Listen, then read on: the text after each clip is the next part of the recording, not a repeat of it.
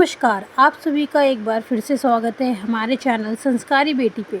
ओम नमः शिवाय। हर हर महादेव। जीवित पुत्रिका का व्रत, जिसे जितिया भी कहा जाता है, अश्विन माह के कृष्ण पक्ष की अष्टमी तिथि के दिन रखा जाता है। यह व्रत पितृपक्ष में आता है। यह व्रत किया जाता है संतान की लंबी आयु के लिए, पितरों के आशीर्वाद की प्राप्ति के लिए, और यह व्रत पूरी तरह से निर्जल रहकर, निराहार रहकर धारण किया जाता है। और इस व्रत में 24 घंटे से भी ज़्यादा समय निर्जला ही रहा जाता है। तो वैसे तो इस व्रत के नियम बहुत कठोर हैं, लेकिन सभी माताएं इस व्रत को धारण करती हैं अपनी संतान की लंबी आयु के लिए और उनकी सुख समृद्धि के लिए, और बच्चों को जीवन में बहुत सफलता की प्राप्ति हो, इस प्रकार का आशीर्वाद जीवित वाहन से वो मांगती हैं। तो आज इस वीडियो में आप जानेंगे कि साल 2024 में जितिया का व्रत कब है, अष्टमी तिथि का प्रारंभ कब होगा,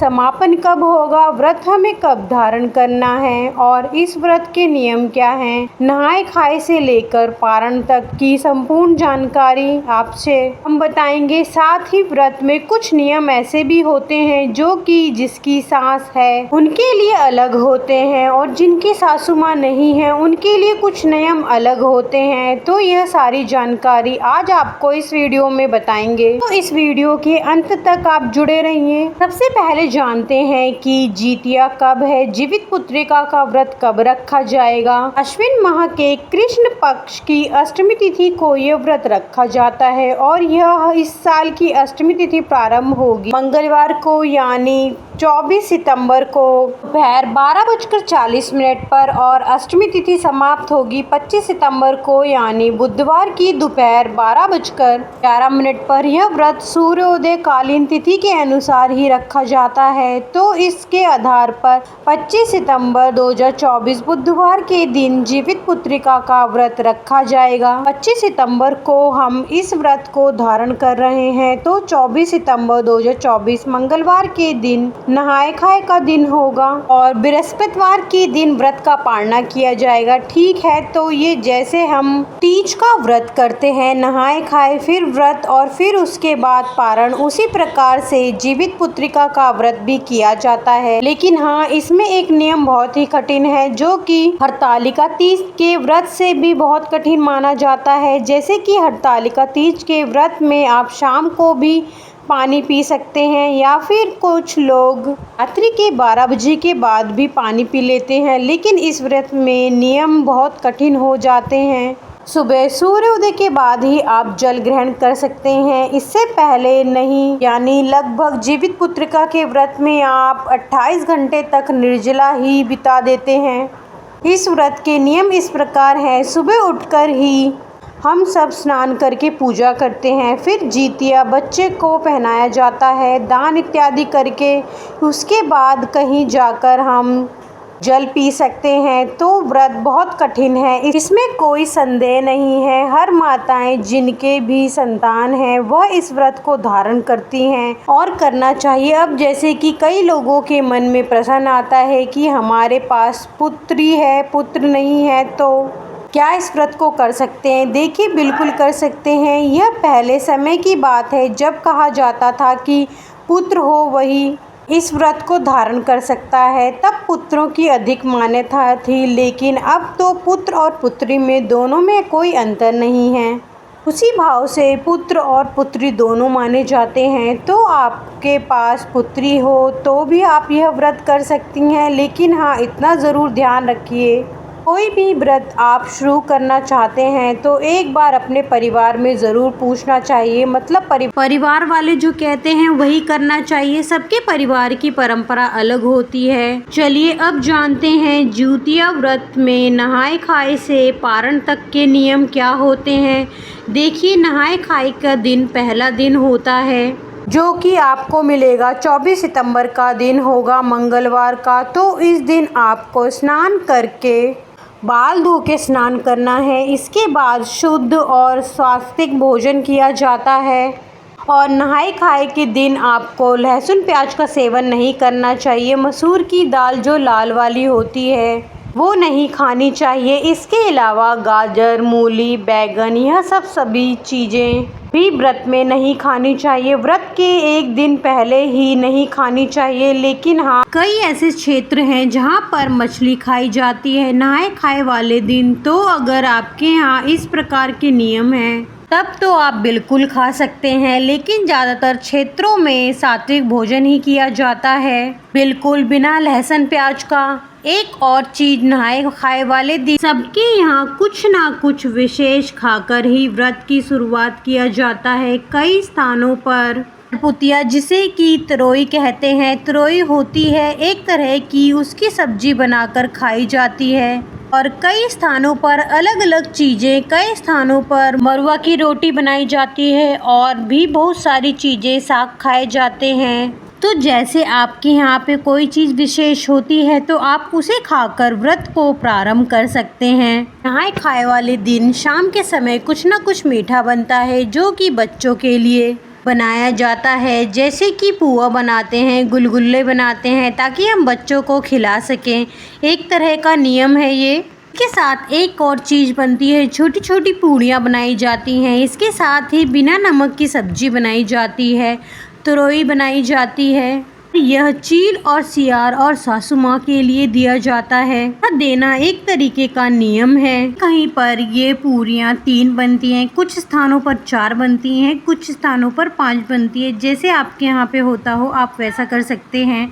ऐसा कहा जाता है कि चील के लिए होती है, एक सियार के लिए बनती है, एक जीवित वाहन भगवान के लिए बनती है, एक सासू माँ के निमित्त ऐसा कहा जाता है कि बनती है, और एक पूरी बनती है गौलक्ष्मी के लिए। तो इस प्रकार से 5 पूरियाँ बनती है। और सुबह जब सरगी खाने के लिए उठते हैं तब उसी समय स्नान आदि करके और यह सभी पूरियाँ तरोई के पत्ते पर रखी जाती हैं। पूरी और वे तरोई वाली सब्जी, दही और चूरा, चीनी, यह सभी चीज़ें आपको रखनी होती हैं उस तरोई के पत्ते पर। और घर की छत पर या फिर बालकनी पर, जहाँ पर भी आपके पास खुली जगह हो, वहाँ पर यह चीज़ें रखी जाती हैं। रात्रि में 3 बजे के आसपास यह चीज़ें रखी जाती हैं और मन में पितरों का ध्यान करके उनको समर्पित किया जाता है। जल का पात्र वहीं रख दिया जाता है या फिर जल का पेड़ा भी दे सकते हैं आप, जैसे भी सुविधा आपके पास उपलब्ध हो। फिर अपने पितरों से, चील सियार से और जीवित वाहन भगवान से हाथ जोड़कर प्रार्थना की जाती है कि हमारे संतान की आयु लंबी हो, हर प्रकार से हमारी संतान की रक्षा हो और हम जो भी यह व्रत धारण करने जा रहे हैं वह व्रत निर्विघ्न रूप से पूर्ण हो। इस प्रकार से प्रार्थना करके हम व्रत का प्रारंभ करते हैं। सरगी से पहले यह नियम आपको करना होता है।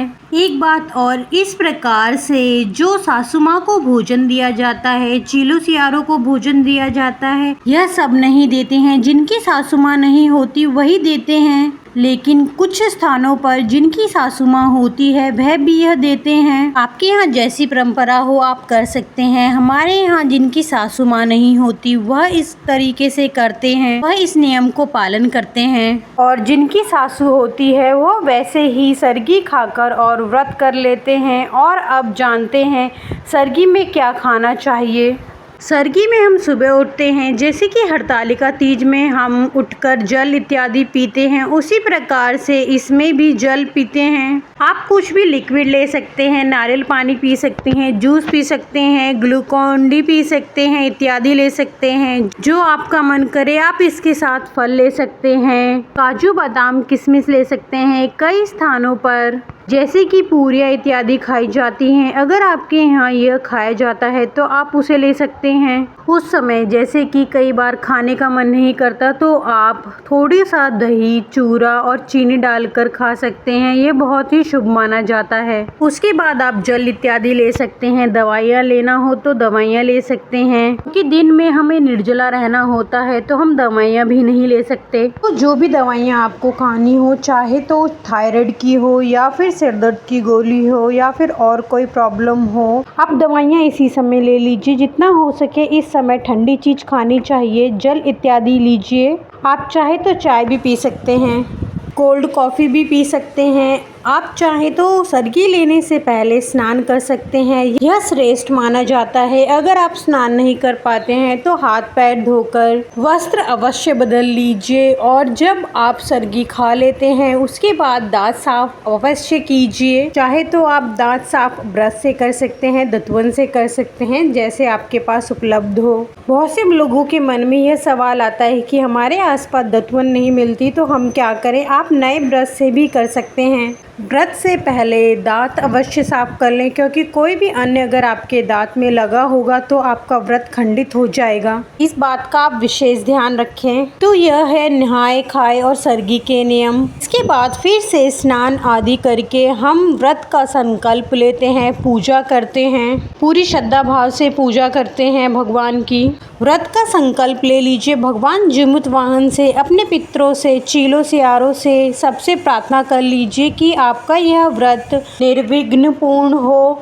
व्रत में किसी प्रकार का विघ्न बाधा ना आए, कोई भूल चूक ना हो जाए और जाने अनजाने में हमसे कोई भूल हो जाए तो उसे क्षमा करें। इस प्रकार से प्रार्थना करने के बाद अपने व्रत को प्रारंभ करें। व्रत का संकल्प करते समय अपने हाथ में जल और अक्षत लें और फिर व्रत का संकल्प करें और पूजा करते समय मानसिक रूप से हाथ जोड़कर अपने व्रत का संकल्प लें। इसके बाद दिन में हमें निर्जला व्रत रहना होता है और शाम के समय जीवित वाहन भगवान की पूजा की जाती है, कथा सुनी जाती है और इस दिन शाम के समय जीतिया नहीं पहनी जाती। जीतिया हमें सुबह ही पहनते हैं और शाम में कथा सुनने के बाद भी आप जल ग्रहण नहीं करते। इस बात का आपको ध्यान रखना है, जल अगले दिन ही ग्रहण करना है। फिर अगले दिन ब्रह्म मुहूर्त में उठकर नित्य कर्मों से निवृत्त होकर स्नान कर लीजिए और इसके बाद घर में जो पूजा करनी है पूजा कर लीजिए। फिर बच्चों के सिर पर तेल लगाना होता है, थोड़ा सा तेल बच्चे के सिर में ज़रूर लगाना चाहिए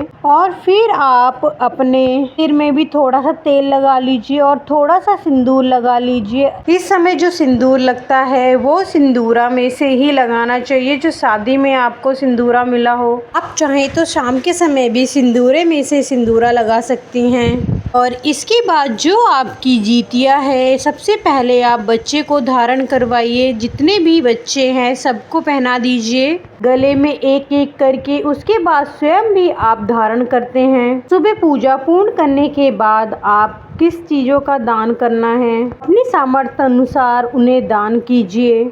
जीतिया के पारने में दाल और चावल का दान किया जाता है। कच्चे दाल, चावल, सब्जी इत्यादि आलू का दान किया जाता है। हरी सब्जियां भी रख सकते हैं। इस व्रत में तुरई का दान करना, तुरई का सेवन करना अत्यंत ही आवश्यक होता है। व्रत पूरा होने के बाद यानी पारने वाले दिन आपको सीधा अलग से निकालना है। जैसे हमारे यहाँ निकाला जाता है आटा, दाल, चावल, सब्जी, हल्दी, नमक, आपके यहाँ जैसा होता हो आप वैसा कर सकते हैं। दान निकालने के बाद आपको जो भी खाना हो आप खा सकते हैं। आपकी सासू माँ नहीं है तो आपको इस नियम का पालन करना है और पारण वाले दिन जो भी सभी को दान करना है। जिनकी सासू माँ है वो भी दान कर सकते हैं और सरगी वाले दिन जिनकी सासू माँ नहीं है वो चील सियार के लिए सरगी में सबसे पहले भोजन देते हैं, जैसे कई स्थानों पर कुछ लोग देते हैं। यह कुछ नियम हैं जो आपको व्रत धारण करने के वक्त ध्यान रखने हैं और नहाए खाए वाले दिन ध्यान रखने हैं सरगी के समय।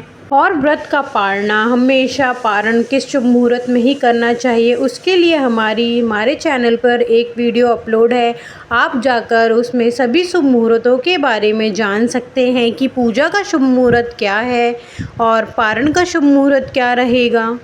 कृपा करके उस वीडियो को भी अवश्य देखें। भगवान भोलेनाथ और माता पार्वती की कृपा आप पर सदैव बनी रहे और आपके संतान की आयु में वृद्धि हो और संतान हमेशा स्वस्थ रहे, यही हमारी कामना है।